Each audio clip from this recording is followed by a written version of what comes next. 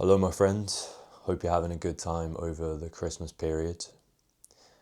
Just some random thoughts I've been having today. I've been having a good time too, enjoying some time off of work. I go back right after the new year. And I've been doing something which is a little bit out of character for me. And that's just taking more pictures. Been having some fun days out. Been thinking of restarting my Instagram.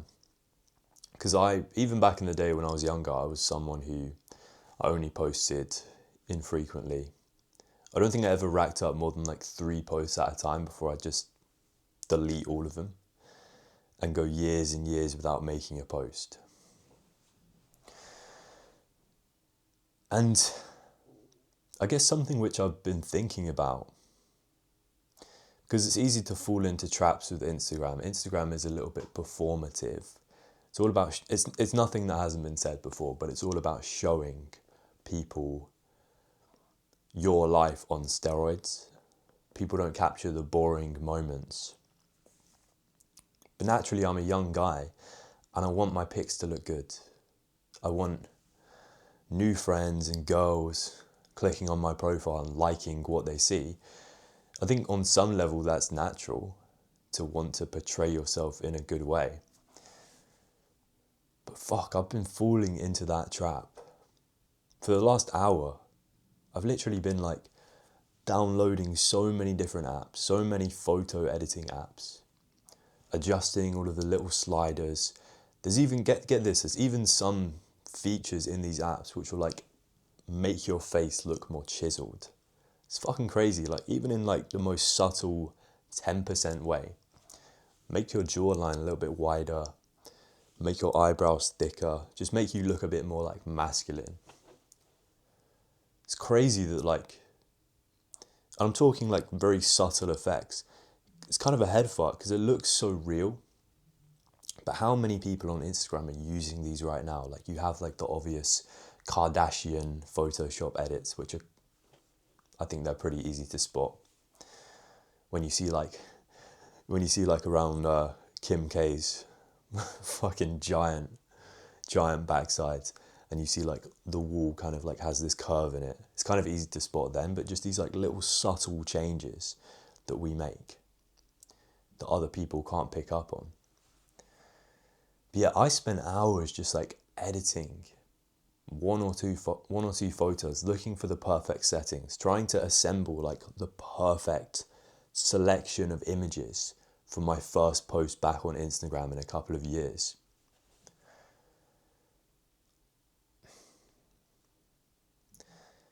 And I kind of caught myself out in this thought loop. Like, where is this coming from? Like, sure, maybe the desire to have some nice photos of yourself, to take pride in your appearance and kind of show off the fun things you've been doing. Maybe that's natural. Maybe it isn't. Maybe that's not for me to decide. But where is this desire coming from within me? To hyper scrutinize my pictures, my facial features, to want to bring out more of the black in my hair or like make my teeth look whiter. It's all coming from the same place and it's all anxiety. Again, probably sounds a little bit obvious, but it's a very specific kind of anxiety.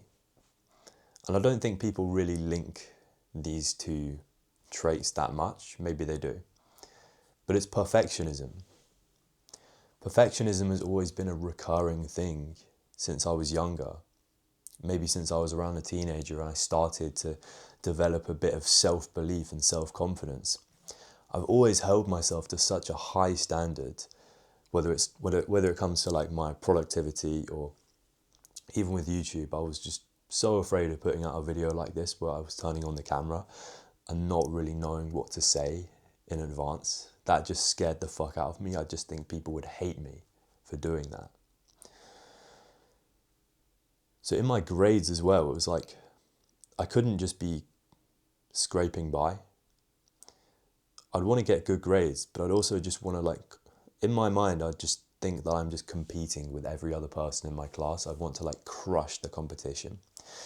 And it wasn't coming from like a place of balance. It was coming from like, I can't go back to being like quite low status, low confidence.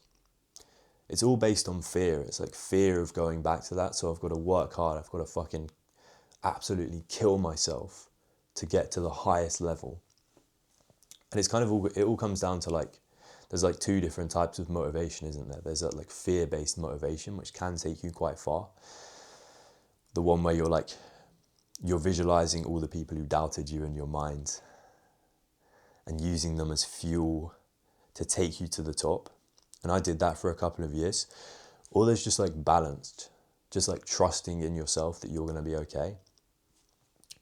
Not really reacting to anything.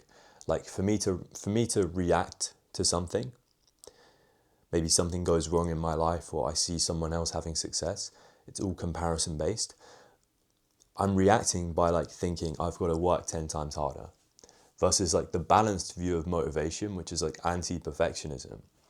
It's just about like, it's just repeating the same steps every day, looking at things like from a very logical point of view, not being super paranoid about going back to where you were. And that's kind of the motivation that I want to take forward. But yeah, just getting back to this thing about editing pictures, it's all perfectionism. It's all trying to portray myself as like the most confident, attractive guy. I think I'm like maybe like moderately attractive. Like I like how I look, but I'm not a supermodel.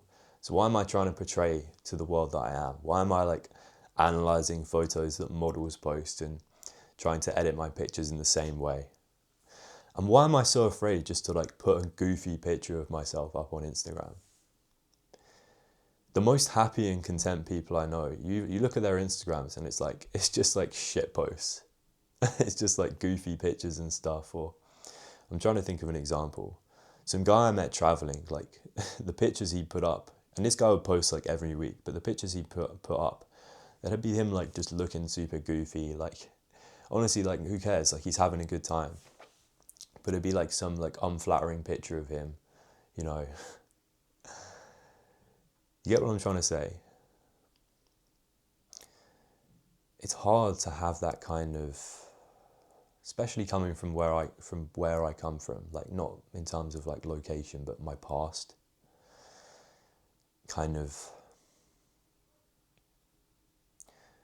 just developing this fear from being bullied of like visibility, and just like going through school just wanting to keep my head down and not go noticed.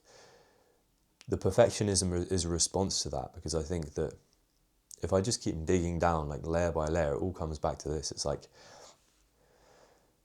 I believe that this is like me taking back control from those people who put me down years and years ago. It's like, if I get everything perfect, if I optimize my life to have the best pictures, the best social status, I look like I'm having a great time, then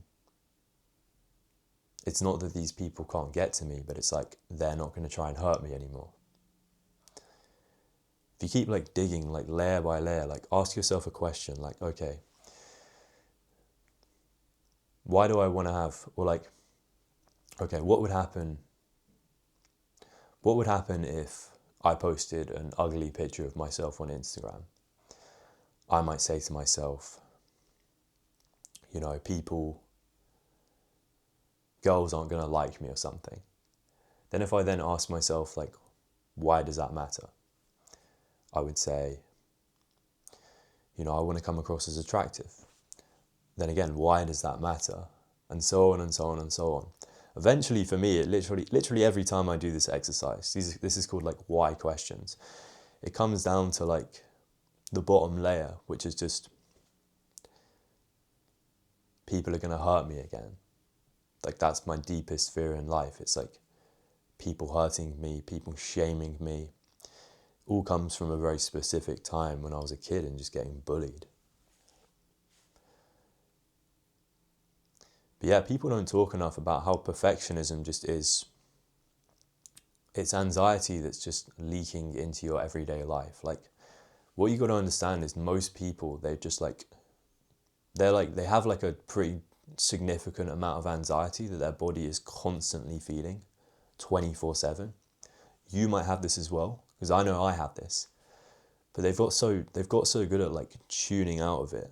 Like we have like a certain level of resting anxiety that we just gotten used to, and we distract ourselves with like whatever thoughts. But the second we stop for a moment, we just have a quiet moment, like in meditation. For me, that's when the anxiety just comes up. Like I'll just start getting anxious for no reason, or just start having some like crazy paranoid thoughts. And we suppress these thoughts so much just with day-to-day bullshit. But if you were to just like stare at the wall for like a whole hour, I guarantee you'd start like having these anxious thoughts come up. You start feeling like your heart would just start beating really fast for nothing. And when we suppress the anxiety, it's like that's when it comes out in our day-to-day life in things like perfectionism or avoidance or procrastination. It all comes from that low-level anxiety that we're just constantly feeling. So I guess what we can do and what I'm trying to work on is just, meditating more, being more mindful of these patterns, just allowing your body to like let that anxiety come up to the surface. I was trying to do that now, like I just did a little meditation after editing these pictures. I don't really know what I'm going to do, like, because on the one hand I want to put out some cool pictures, but I might just get my friend to help me with that, who's good at photos. Like, at what point does it kind of become like too neurotic? Like I need every single detail to be perfect before I put that post out on Instagram. Maybe I'll just let someone else do it for me. But I don't know. Wait, maybe, I don't know what I'm talking about really, but I think the solution would just be for me to just get these pictures out in whatever state and not care so much about the reaction. Like that's kind of what I'm doing with YouTube right now. Putting out like daily videos where I don't quite know what I'm going to talk about. And it's just therapeutic for me. It's healing. But yeah, that's the video pretty much, man. Hope you got something out of it, and I'll see you in the next one.